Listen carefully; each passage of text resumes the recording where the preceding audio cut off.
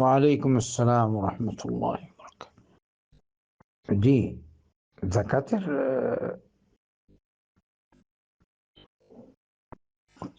খাত হচ্ছে ৮টি। এর মধ্যে থেকে প্রথম দুটি হলো ফকির মিসকিন। ফকির মিসকিন ফকিরকে যে তার প্রয়োজনে যত টাকা, মানে প্রয়োজনীয় যত টাকা প্রয়োজন, মানে বছরের খরচে অর্ধেক থেকে কম সে উপার্জন করতে পারে, বাকি পারে না, সে ফকির। এটা আহলুল ইলম বলেন। আর মিসকিন হলো যে অর্ধেক থেকে বেশি পারে কিন্তু বাকি, যেমন 3 মাসের পারে না, সে মিসকিন। আবার কেউ এর উল্টো সংজ্ঞাও ব্যবহার করেছেন। কেউ বলে মিসকিন যে বেশি পারে না, তার বেশি প্রয়োজন মেটাতে পারে না, আর ফকির হলো কম, এরকম আর কি। তো তার যেটা জরুরি প্রয়োজনাদি, ওগুলো এর জন্য আপনি যাকাত দিবেন। এর জন্য তার মেইন হলো খাবার, চিকিৎসা, বস্ত্র, না হলে না হয় ওইসব। এর মধ্যে যদি বাসা, ঘর বাড়ির কথা, যদি হালকা খরচ হয়, অতিরিক্ত না, কিন্তু একটা বিল্ডিং বানিয়ে দিবেন, বিল্ডিং এ লক্ষ লক্ষ টাকা চলে গেল, তো অন্যান্য গরিব গেল কোথায়? এই জন্য শেখ ইবনে উসাইমিন রহমতুল্লাহ আলী তিনি বলতেন, ঘর বানানো না বানিয়ে তার ঘর ভাড়া দিয়ে দাও। তার কথা ভাড়ার কাজে সহযোগিতা, ঘরের ভাড়ার কাজে সহযোগিতা।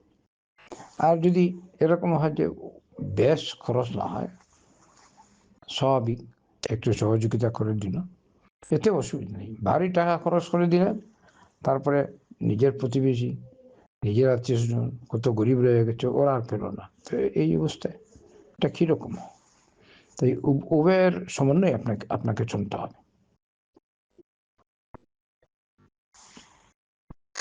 তার মানে ভারী অ্যামাউন্ট খরচ করবেন না, সবই যদি খরচ হয় বুঝেন। অন্যদিকে নিজের আত্মীয় স্বজন, অনেকটা যেমন আত্মীয় স্বজন গরিব, তারপরে মাদ্রাসা, ইতিমখানা, ওগুলো তো কিছু কিছু দিতে হয়। এই যেসব প্রতিষ্ঠান সালাফি, ধরেন আপনি তো সালাফি প্রতিষ্ঠান রয়েছে আমাদের সিলেটে, যেমন উম্মুল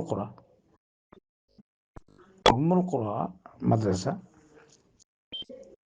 জাকাতেরই কয়েক লক্ষ টাকা আমরা সেদিন বললো ঋণ আছে।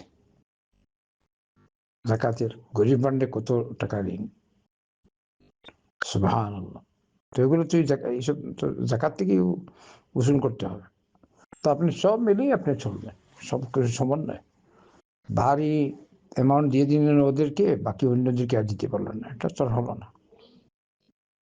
আত্মীয় স্বজনের হক আছে, তাদেরকে দিবেন। আর আমাদের সিলেটের দিনী প্রতিষ্ঠান যেগুলো দরকার জাকাতের, সেগুলোও তো দিবেন, জাকাত অথবা আম। এটা না হলে আমরা এইসব প্রতিষ্ঠান, আমাদের প্রতিষ্ঠানগুলো চলবে কিরকম? অন্যান্য যারা আছে বিভিন্ন মস্তক, ওদের সংখ্যা বেশি, তো ওরা বিভিন্নভাবে পায়।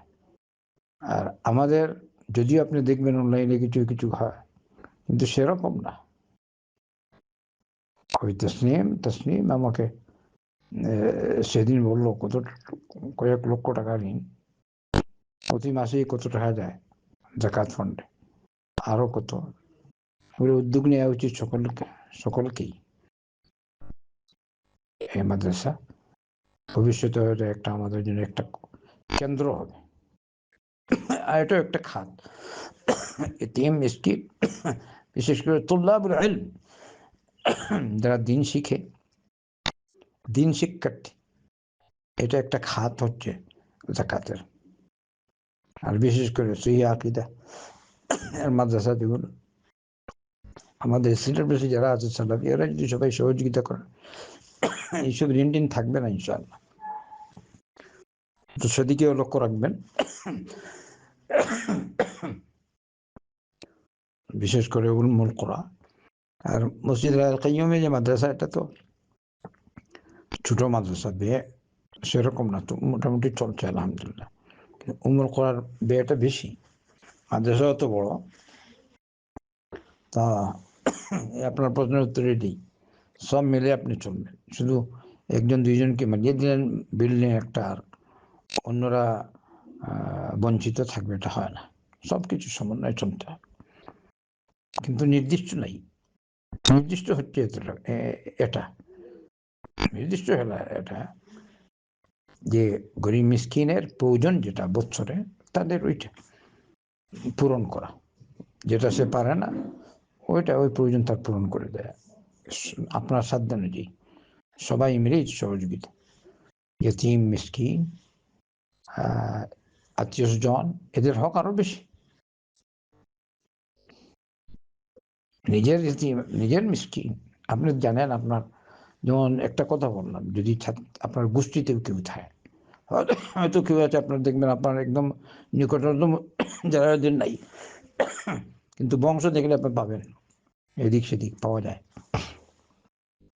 এজন্যই নবী করিম সাল্লাল্লাহু আলাইহি ওয়াসাল্লাম বলেছেন, তাআল্লামু মিন আনসাবিকুম তাসিলু আরহামাকুম, তোমাদের বংশ পরম্পরা এর জ্ঞান তোমরা অর্জন করো, আর আত্মীয় স্বজনের হক বা সিলা রাহমি করো, সম্পর্ক তোমরা জুড়ে রাখো। বারাকাল্লাহু ফিক। بسم الله الرحمن الرحيم الحمد لله والصلاة والسلام على رسول الله وبعد السلام عليكم ورحمة الله وبركاته এখানে যে প্রশ্নটি করা হয়েছে, যাকাতের টাকা দিয়ে বাসা বানানো এটা কি রকম, এটা জায়েজ নাকি? প্রথমটি হলো, বিষয়টির উপরে উলামা কেরামের ইখতিলাফ আছে। এটার জন্য কিছু একটা কওলটি হলো যে ওনাদেরকে বাসা বানানো হবে, আর যেহেতু ওনাদের এটা হাজতটি বাসা বানানো, তাহলে ওনাদের জন্য বাসাটি বানিয়ে দেওয়া হবে। আর আরেকটা কলটি হলো, আরেকটা কথা যেটা হলো উলামা, যেটা হলো সেটা সঠিক, যেটা ওনারা বলতেছেন যে 1 বছরের যতটি খরচ লাগে এই বাসা যে এই বাসাটি ভাড়া নিবে, এই বাসা ভাড়ার খরচটি দেওয়া হবে, আর সে বাসা ভাড়াটি থাকবে। 1 বছরের যত টাকা দিয়ে দেওয়া হবে অত টাকা তাকে দেওয়া হবে, যেহেতু যাকাতের টাকাগুলি প্রতি বছর দেওয়া হইতেছে। এটার জন্য এই মিসকিনকে বাসাটি না বানাইয়া এই টাকাগুলি একজনকে বাসা না বানাইয়া 10 জনকে এই টাকাগুলি ওনারা ফায়দা হাসিল করতে পারবেন। এটার জন্য ওনারা বলছেন টাকাটি ওকে বাসা বানানোর জন্য বাসা না বানাইয়া ওকে টাকা দিয়ে যে টাকাগুলি তার 1 বছরের ভাড়া দিয়ে থাকতে পারবে, এইটা হলো ভালো আর উত্তম। এটার জন্য যেরকম আমি আপনাকে বলছি, আপনারা যদি ওকে টাকা দিয়ে দিন পুরো 1 বছরের টাকা, ভাড়ার টাকা, তাহলে এটা ভালো আর উত্তম। যেহেতু বাসা বানানোর জন্য অনেক টাকা লাগতেছে, অনেক খরচ হইতেছে। আর যদি অন্য যে কোনো একজনে যদি ফতোয়া দেন বাসা যাকাতের টাকাগুলি দিয়ে বাসা বানানো জায়েজ আছে, তাহলে এটাও ওনাদের একটা মাসআলা ইজতিহাদিয়া। ওরা যেহেতু উনি ফতোয়া দিয়েছেন, তাহলে ওনাদের এই ফতোয়াটি আপনারা করতে পারেন, ওনারা যদি ফতোয়াটি দিতেন। এটার জন্য সঠিক যেটা হলো যে মিসকিনকে, তো ফকিরকে, যে মুহতাজ আছে যাকাতের যে হকদার, তাকে দেওয়া হবে পরিমাণ, যতটুকু পরিমাণ 1 বছরের পরিমাণে। যে 1 বছরের খাবারের বিষয়টি, 1 বছরের টাকার বিষয়, 1 বছর এরকম 1 বছর যতটুকু পরিমাণ তার টাকা লাগে, খরচ হয় 1 বছরের ভিতরে, এই টাকাগুলি তাকে দেওয়া হবে। তারপরে এই টাকাগুলি দিয়ে সে তার ফায়দা হাসিল করলো, সে তার নিজের জন্য কোনো জিনিস কিনলো, অথবা সে এগুলি নিয়ে রুজি রোজগার করলো, এগুলি তার ফায়দা হাসিল হইলো। এটার জন্য সে নিজে তার জানে তার জন্য কোনটি ভালো। আর এই বিষয়টির উপরে উলামা কেরামের ইখতিলাফ আছে, যেটা সঠিকটি হলো এটা আমি আপনাকে বলছি। আল্লাহ সুবহানাহু ওয়া তাআলা আমাদেরকে সবাইকে সঠিকভাবে আমল করার জন্য তৌফিক দান করেন। ওয়া আখিরু দাওয়ানা আলহামদুলিল্লাহি রাব্বিল আলামিন ওয়া সাল্লাল্লাহু ওয়া সাল্লাম আলা নবিয়িনা মুহাম্মদ ওয়া আলা আলিহি ওয়া সাহবিহি ওয়া সাল্লাম।